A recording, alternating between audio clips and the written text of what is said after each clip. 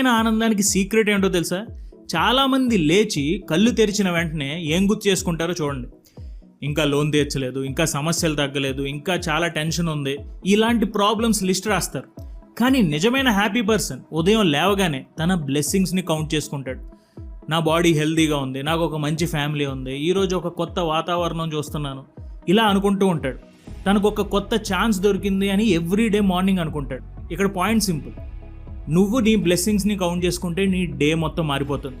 అదే నువ్వు కనుక నీ డిఫికల్టీస్ని, నీ ప్రాబ్లమ్స్ గురించి ఆలోచిస్తుంటే మళ్ళీ నీ డే మొత్తం మారిపోతుంది, కానీ నా నెగిటివ్ వే. సో ఒకసారి ఆలోచించండి. వర్షం ఒకరికి ప్రాబ్లం, ఇంకొకరికి బ్లెస్సింగ్. ఒకరు గొడుగు మర్చిపోయి తిట్టుకుంటారు, ఇంకొకడు అదే రెయిన్లో చాలా ఎర్తీ స్మెల్ వస్తుందని ఎంజాయ్ చేస్తాడు. Situation same, interpretation different. So ఈ ఉదయం సీక్రెట్ సింపుల్: నీకు ఉన్న దానిని లెక్కబెట్టు, లేనిది కాదు. అదే నవల్ రవికాంత్ చెప్పిన పీస్కి దారి, అదే కలాం గారు చెప్పిన పాజిటివిటీ. సో గుర్తుంచుకోండి, హ్యాపీనెస్ అంటే ప్రాబ్లమ్స్ లేకపోవడం కాదు, ప్రాబ్లమ్స్ మధ్యలో కూడా బ్లెస్సింగ్స్ని గుర్తుంచుకోవడం.